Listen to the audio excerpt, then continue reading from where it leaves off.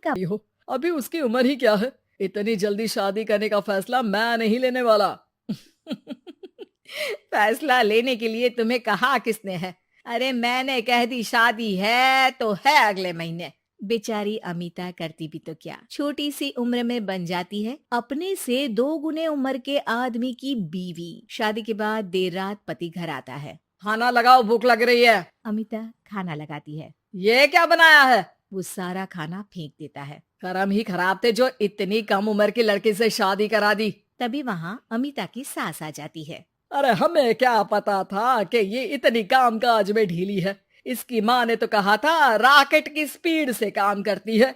अमिता को आए दिन ससुराल में ताने, गालियां और कभी कभी तो मार भी पड़ती। सुन जा, अपनी माँ को बोल 50,000 रुपए भेजे। फ्री में नहीं रखना है तुझे। अरे मेरी एक आंख का ऑपरेशन भी तो करवाना है।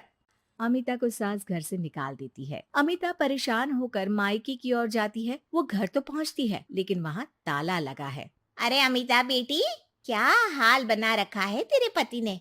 कहाँ है वो? अमिता पड़ोसी के सामने रोने लगती है। मुझे नहीं जाना उस घर में चाची। मेरे मम्मी पापा कहाँ है? उन लोगों ने तो ये मकान छोड़ दिया बिटिया। वो लोग तो कहीं और शहर चले गए। तुझे नहीं बताया?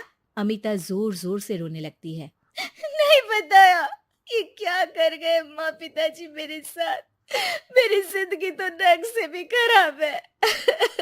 अब मैं क्या करूं?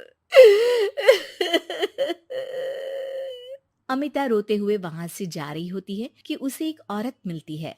अरे सुनो तो, रो क्यों रही हो? तो क्या करूं? हंसू? अमिता उस औरत को अपनी सारी कहानी बताती है। देखो, मेरा सिलाई का काम है। अगर तुम चाहो तो मेरे साथ ये काम कर सकती हो। बदले में मैं तुम्हें रहने की जगह, खाना और 1 दिन का 100 रुपया भी दूंगी। अमिता कुछ सोचती है और फिर उस औरत के साथ चल देती है। अब क्या था, अमिता की जिंदगी अपने मायके और ससुराल से दूर एक नए सिरे से शुरू होती है। रहना खाना फ्री होने के कारण अमिता रोज का पैसा बचा लेती। वो आसपास के लोगों के भी कपड़े सिलने लगी। और एक दिन सिलाई सेंटर की एक औरत कहती है, अरे वो साड़ी की कंपनी है ना, वो बिक रही है। पास बैठी अमिता सारी बात सुन रही थी। हाँ हाँ, बिक तो रही है, लेकिन उस बंद पड़ी मनहूस कंपनी को खरीदेगा कौन? तभी तो इतनी सस्ती बिक रही है, लेकिन कोई खरीदार नहीं है फिर भी। कितने की बिक रही है? अरे पूरे 5 लाख में मशीनों के साथ। लेकिन यहाँ कोई लेबर काम नहीं करेगा। पुराने मालिक ने किसी को पैसे ही नहीं दिए।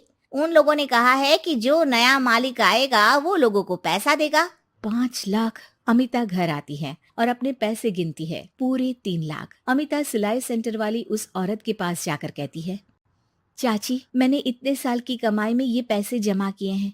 पूरे 3 लाख है। वो बंद साड़ी की फैक्ट्री मैं खरीदना चाहती हूँ।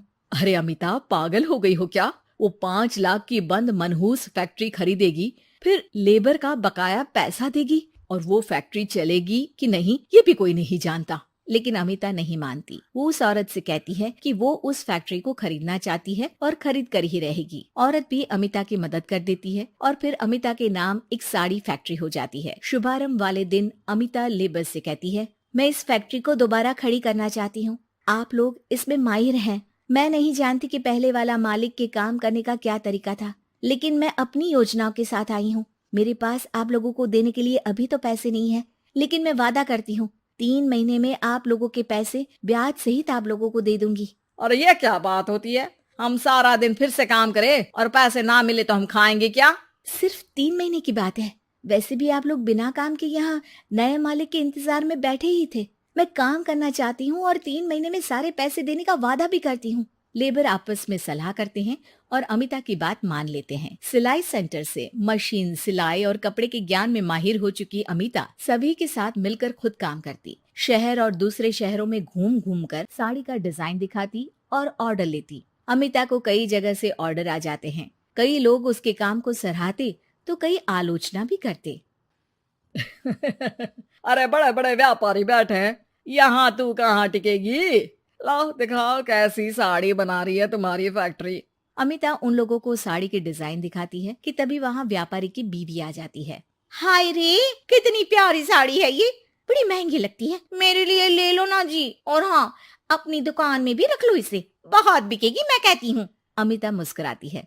अरे सेठ जी, बड़े बड़े व्यापारियों से नहीं, पर अच्छी डिजाइन और क्वालिटी से बाजार में चलती है। अब बताओ कितने का ऑर्डर है आपका? धीरे धीरे अमिता का आत्मविश्वास और बढ़ता है। बड़े बड़े ऑर्डर्स के लिए वो खुद लेबर्स के साथ मिलकर सारा दिन सारी रात काम करती। और फिर वो दिन भी आ जाता है जब अमिता को लेबर को पैसे देने होते हैं। मैं आप लोगों से 3 महीने बाद आज के दिन ये बात करना चाहती हूँ कि मैंने जितने पैसे देने की आपसे बात की थी उतने मैं नहीं दे सकती। हम लोग जानते थे कि पर आपकी कंपनी तो फायदे में है, फिर हमारे पैसे क्यों नहीं देंगी? मतलब आप लोगों के बकाया पैसे, ये 3 महीने के पैसे और ब्याज के साथ मैं आप लोगों को 10% का मुनाफा भी दूंगी। सभी खुश हो जाते हैं। मेरा कोई परिवार नहीं है, लेकिन दिन रात आप लोगों के साथ काम करके मुझे आप लोगों में ही अपना परिवार दिखता है। अमिता की फोटो पेपर में छपती है। उसके बिजनेस मॉडल को पढ़ने के लिए कई बच्चे भी उसका इंटरव्यू करते हैं। अब अमिता एक